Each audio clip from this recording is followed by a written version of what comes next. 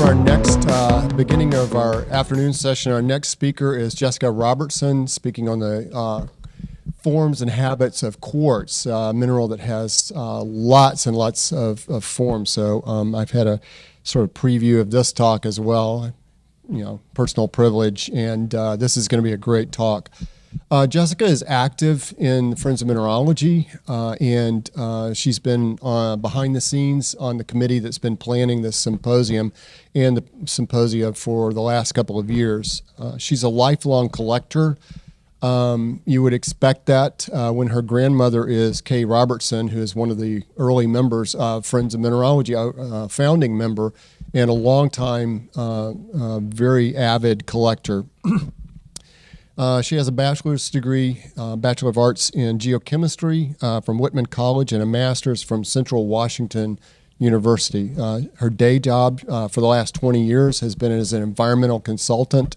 Is that a personally owned company or private? Okay.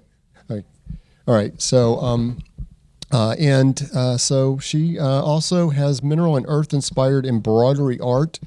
And that was recently featured in Rocks and Minerals magazine. So please welcome Jessica Robertson for her talk on crystal forms of quartz. All right, so as Julian said, I'm Jessica Robertson, and I'm really happy to share with you today about quartz, but not just about quartz, because this presentation was originally prepared as part of a series of posts that was prepared by the Friends of Mineralogy National Outreach Social Media Team. And we are a committee within FM National that is focusing on social media and outreach.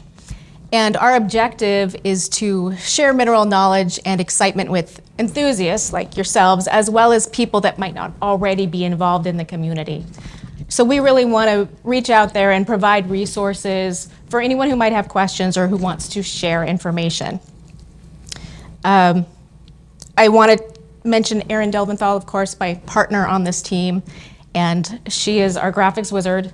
So all of the square images you will see today the photos were taken by one of us, unless otherwise noted, and all of the graphics were done by her, with the exception of 2 slides that you'll see today. One of them is on this page. I wonder if you can pick out which one it is. Any ideas? It's, whoop. What did I do? There we go. The button at the top. This one, the baby. So my graphic skills are okay, but nothing like hers. So there's one more, which at the end you can see if you can pick it out. But we share weekly to bi-weekly on our Facebook and Instagram pages, and some of our more viral images are shown here. We do a Mineral Monday every week, so the pyrite slide is an example of that.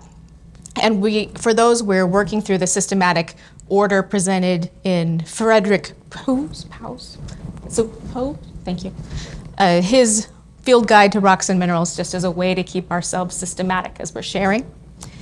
We've also shared memes and book reviews and geology of topics and standalone informational posters like the It's All Quartz one over there. Maybe you've seen some of these.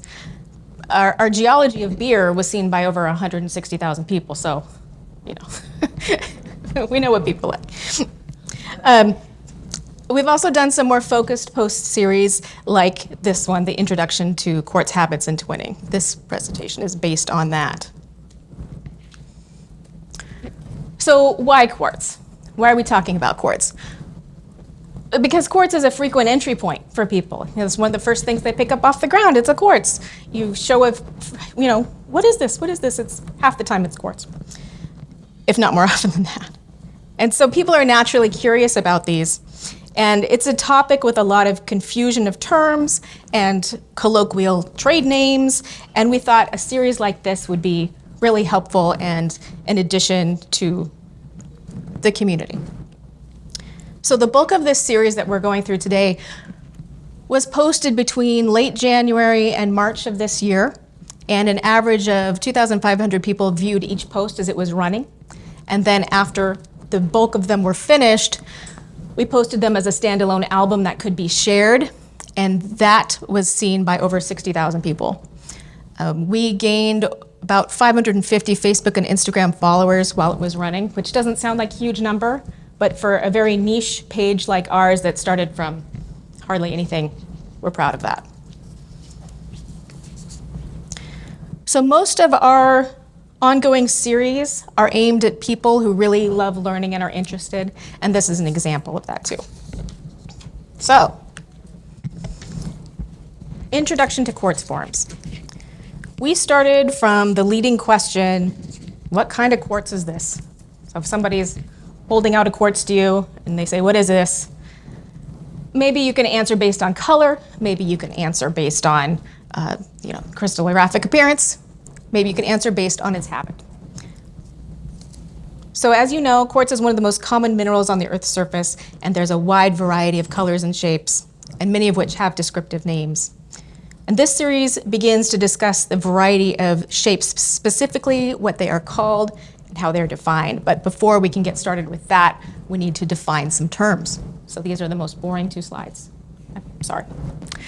So a face is the natural flat surface on a crystal that develops as a result of the internal structure.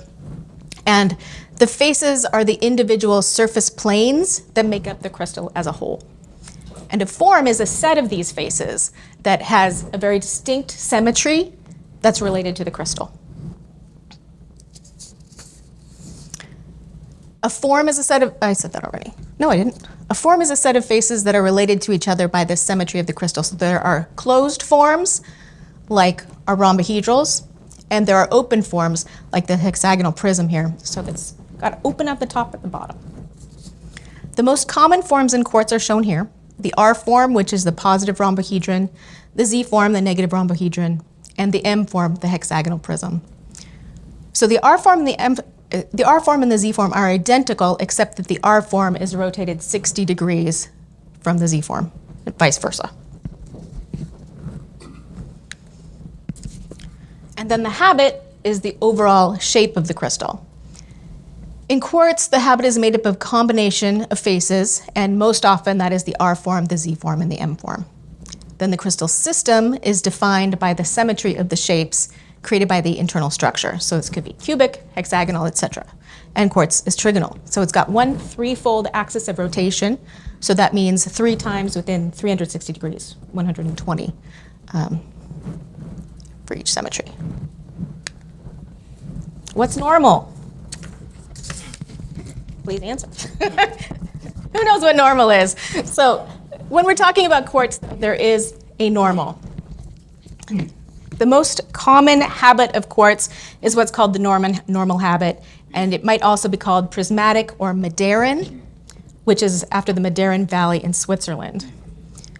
And it is composed of a slightly larger R faces and slightly smaller Z faces.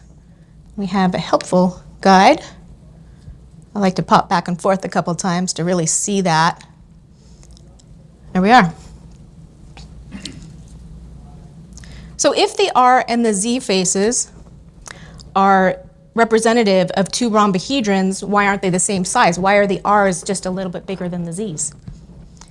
And that's because the growth tends to be a little bit faster on the Z faces than the R faces. And at first that's a little bit counterintuitive, but that is because growth tends to be a little bit faster as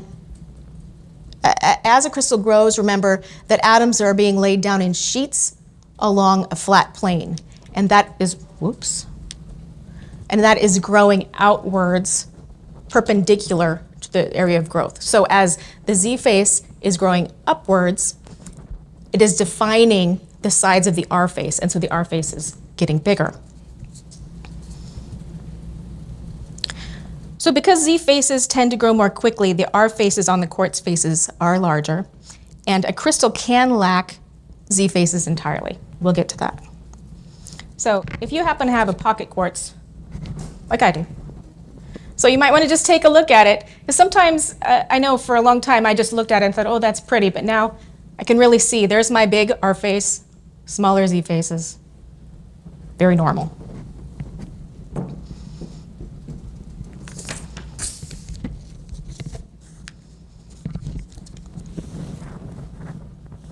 So when the R faces dominate and the Z faces have become minuscule or almost disappear, we call that the trigonal habit, because of now it looks, the threefold rotational symmetry is quite obvious. There we go. You can see really that the Z's are teeny tiny on this amethyst.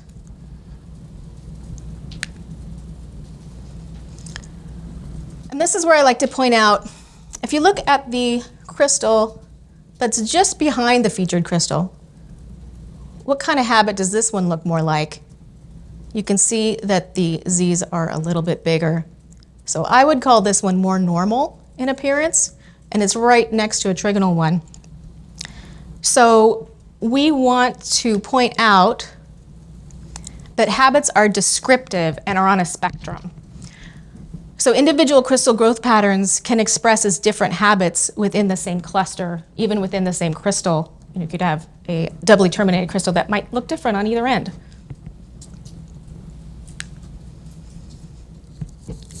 Pseudohexagonal is when the R's and the Z's are growing more consistently and resulting in nearly the same size of face. So you can flip back and forth between that one. You can see they're quite similar in size. So this might look like six-fold symmetry, but it's not a true six-fold symmetry. So we call it pseudohexagonal because pseudo is a prefix that means not genuine or resembling or imitating. And since quartz is a trigonal mineral, this seemingly hexagonal shape isn't a true six-fold symmetry, but it's rather a doubling of the trifold symmetry. So the pseudohexagonal habit resembles a hexagonal shape, but isn't truly so. So in a question like this, where the R's and the Z's are very close in size, how do you tell which faces are the R's and which are the Z's? It's not very easy. Can't. So you might just guess that the largest rhombohedral faces are the R's, and if you're a betting person, you're probably right. But that's not always the case. So remember that the positive rhombohedrons, the R's, and the negative rhombohedrons, the Z's, are defined by their orientation to the crystallographic axis. But the problem is that nature doesn't draw axes on crystals for us, so we need to guess. But there are some indicators that could help you determine it, like there's a bug up here, like etching pits on the faces, or a presence of an X face or a striated S face, which we'll talk about in a minute. But most of the time you do just need to guess and practice.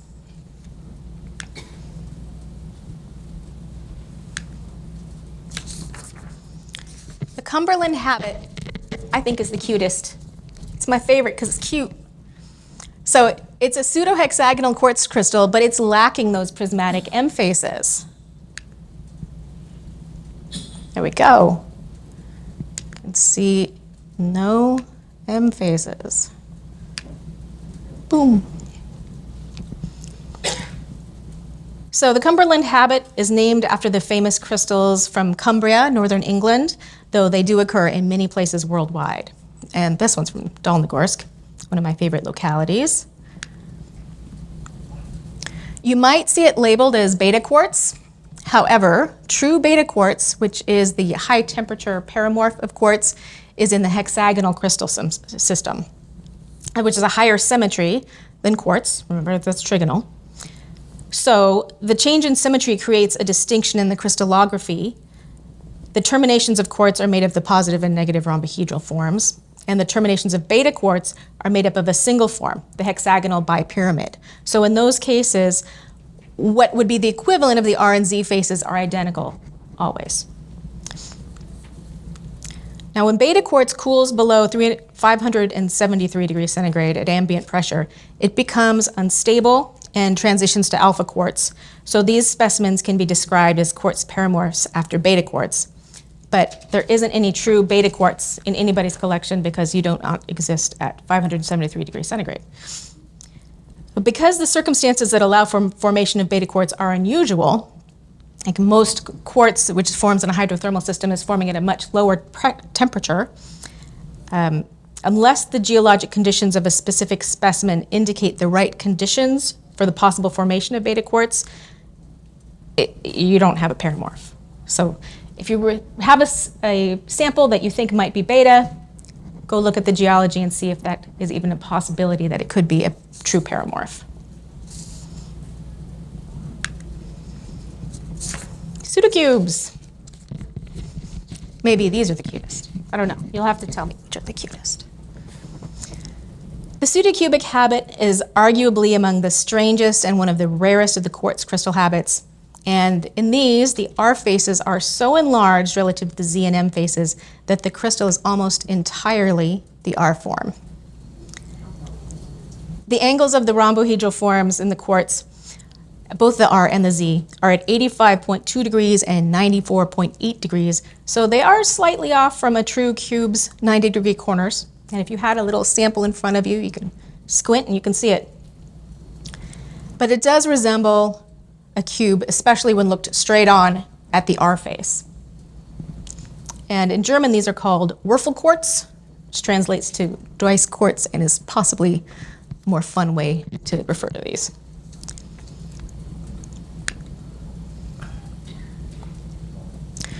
So as I said, the square profile is best viewed if you're looking straight on those R faces. When you tilt it up on its end, as we have shown in our drawing, the trigonal symmetry becomes much easier to see. Pseudocubic quartz is rare, but is known to occur in Sauerland, Germany, Valtrebbia, Italy, and among Aaron's favorite authogenic Pecos Valley diamond quartz near Artesia in New Mexico.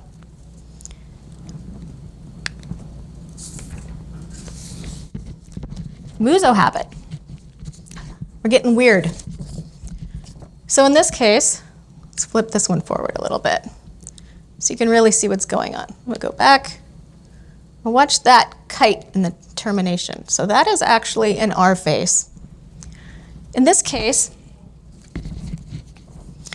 the M faces below the Z faces are replaced by alternating Z and M faces, and they often show a tapered, striated surface like this one, though they can be fine enough to appear smooth. This habit is named after a deposit near Muso in Boyaca, Colombia, which is better known for some nearby emerald deposits you've probably heard of. And in an ideal Muso habit, the M prism faces under the R face.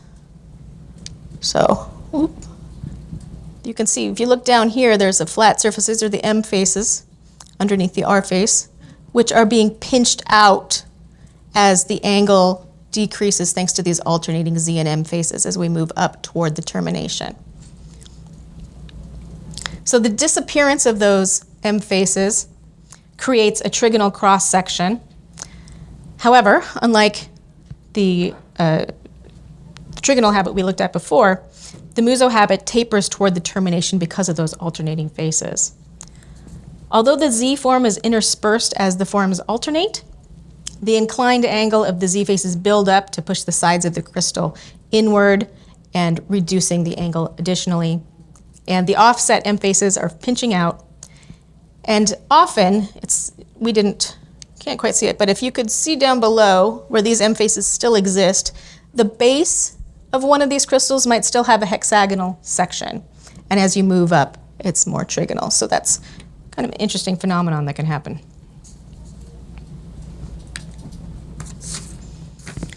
Sometimes there's confusion with the Muso with the tessine. And I will probably mess up because I grew up always reading this tessin, which is the way most English speakers would read it. But that's not correct because I've learned it's pronounced in Ticino in German, right? Or tessine in French. I might have it backwards. So you can say either tessine or tessine habit or Ticine habit. Not tessin, but I'll try and do my best. I may mess up. So this one uses a really unusual form, which we haven't talked about yet, the steep rhombohedra.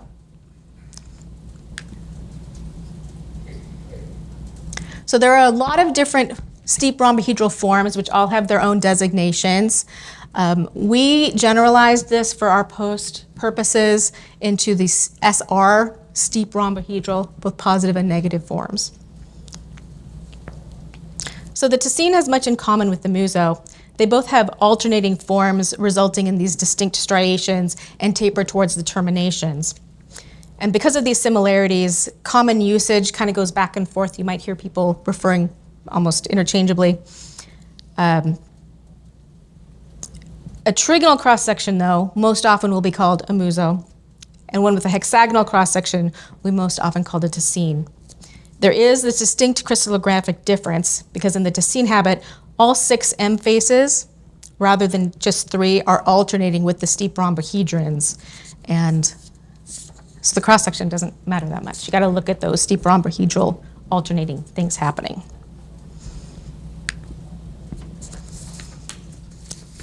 The Dauphine habit has a very dominant R face. On my pocket rock here, if I flip it over from the normal side, there's a Dauphine on the other end. Kind of neat.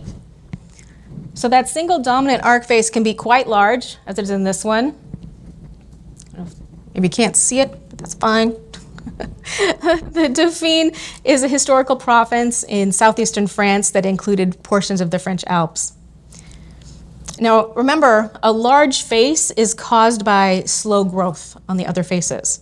So as the other faces on the crystal extend outwardly more rapidly, they shrink while the slower growing faces become larger. So if you look closely, see there's teeny tiny faces here. Now you can see them more easily.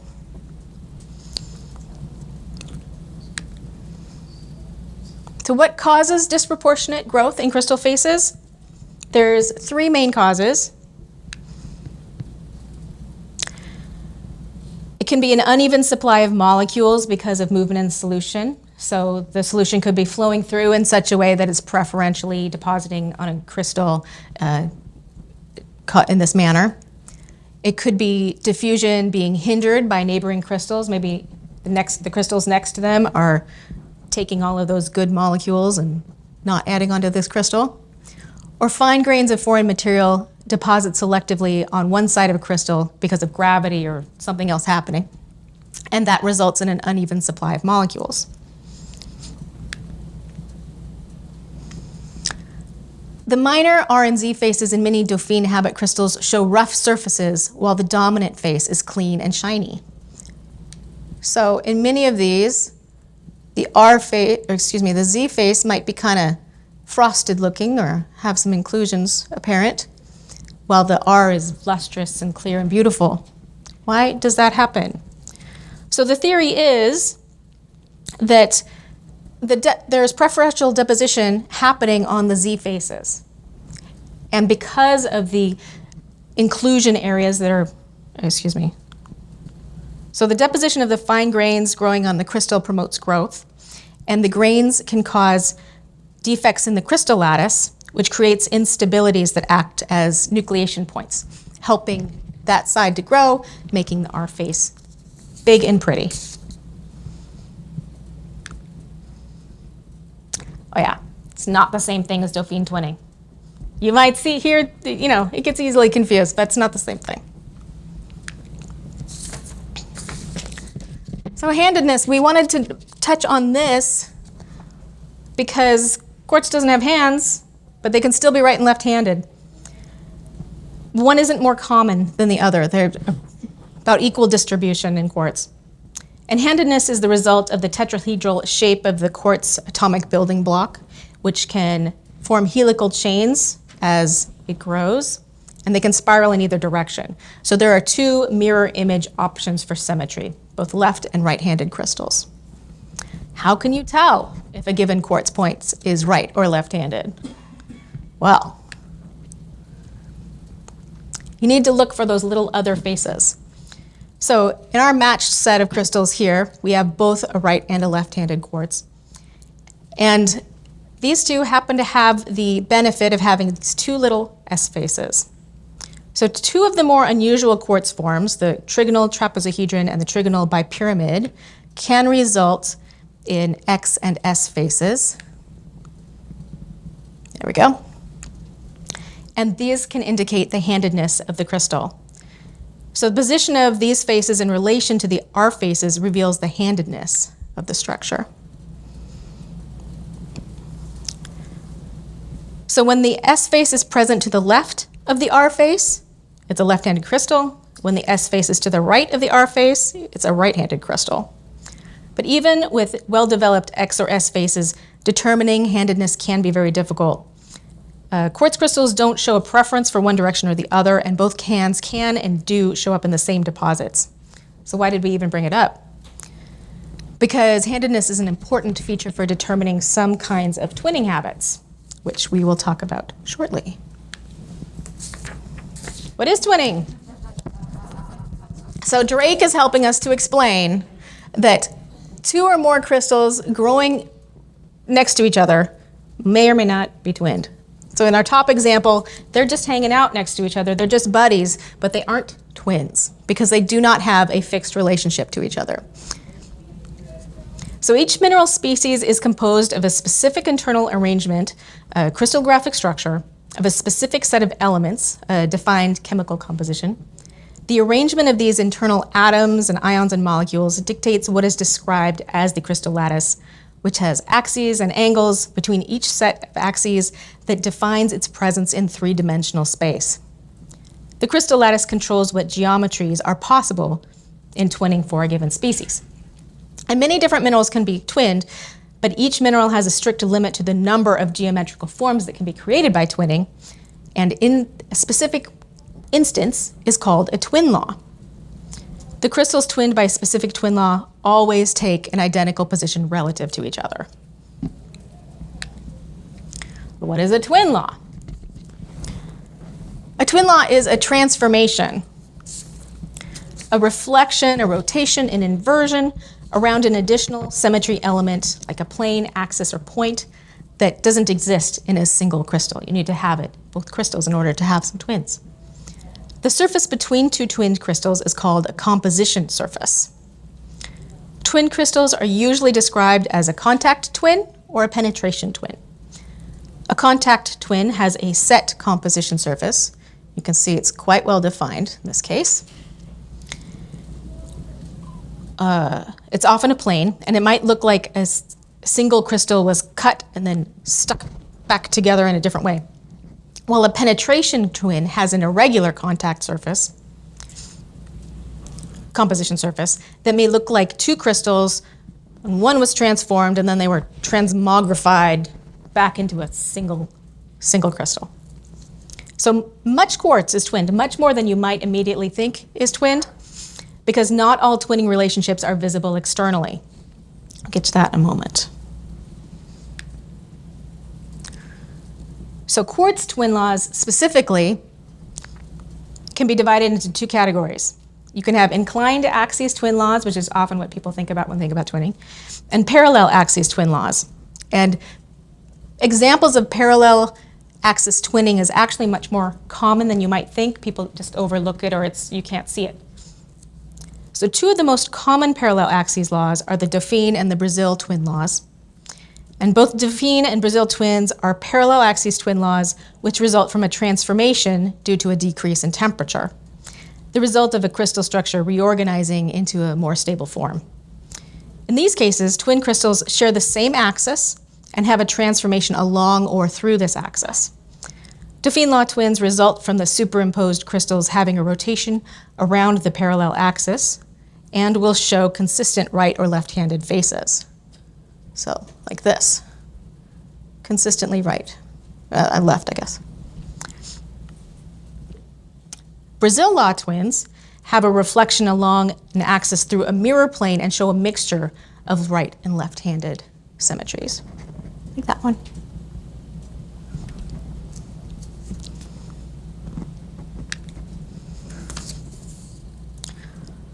So contact twins have two or more crystals aligned along axes that meet at a defined angle. And two of the most common that you'll see are the Japan law twin and the Liechtenstein-Griserntal, or RG law. I will call it the RG law. And there's many, many more that are very rare. The most recognizable quartz twin is the Japan law twin.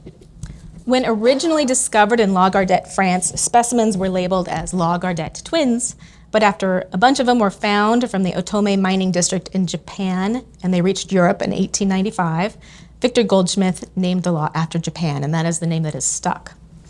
So the Japan law twin is a contact twin in which the two crystals are reflected across a plane so that the z-axis are inclined away from each other at 84 degrees, 34 minutes. So it's almost 90 degrees, but not quite. The prism faces, the M faces, are perpendicular to the composition plane, which is the front and the back usually, and they are parallel. So if you check for those front and back faces being parallel, if you're trying to determine that a given crystal is a Japan law twin, that's usually a good place to look. Japan law twins often show similarly sized crystals and a flattened habit, but not always. So depending on the degree of crystal development, the twin may take several outward appearances. On the far end of the range, the twin might appear as two distinct crystals that are just stuck together at the base, the very large clear notch in between them. And on the far end, it might be hard to distinguish between the two crystals at all, like in this example, which almost appears as a single blade, but if you look closely, you can see that angle relationship. So the open side is often called an open twin, and the other kind is called a closed twin usually. And some Japan law twins appear heart-shaped, like so many. Whoop. Like that's one, which are of course very appealing. And that's somewhere in the middle between open and closed. They're found in many worldwide localities and can feature a multitude of other qualities associated with quartz. So you could find them smoky, you could find amethyst, you can even find them sceptered.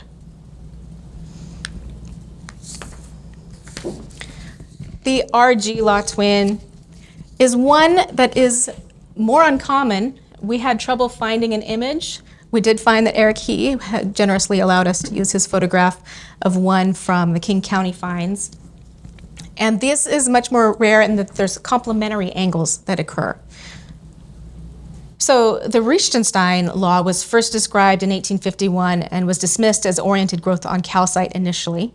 But in 1905, the Grusernto law was described and eventually accepted as a genuine twin. And though technology is advanced to allow observation at an atomic level, the common practice requires that a twinning law must have statistical proof that the geometry in question occurs more often than just by chance. So note that these two angles are supplementary. So all twins in this category will have a second supplementary angle that adheres to the same law. This is seen more often than others. And there are many, many more inclined axes twin laws, which were not practical for us to feature in our social media, and also are very difficult to find photographs of that we could use in our social media. Which brings me to the point that we're not done. So we have additional posts planned regarding quartz topics. There's many more habits, there's many more, we need to cover gwindles, we need to cover all sorts of things. And of course, we have more mineral species we want to cover, more phenomenons we want to cover. We would really like to recruit additional folks to help us. So if you're out there, and you, especially online, hi, please let us know, touch base with us, and we'd welcome that. And ultimately, we would like to use this content in preparation of shareable posters or booklets that can be distributed by Friends of Mineralogy chapters and used in educational outlets. So that's what we would really like to do someday. So many thanks to Aaron, and Amir Akvan gave us technical guidance where we needed it, and to Friends of Mineralogy National for letting us run with this project. Please follow us if you're not already on Facebook and Instagram, and also consider joining the community group, which we're trying to build community amongst Friends of Mineralogy nationwide and worldwide. So thank you.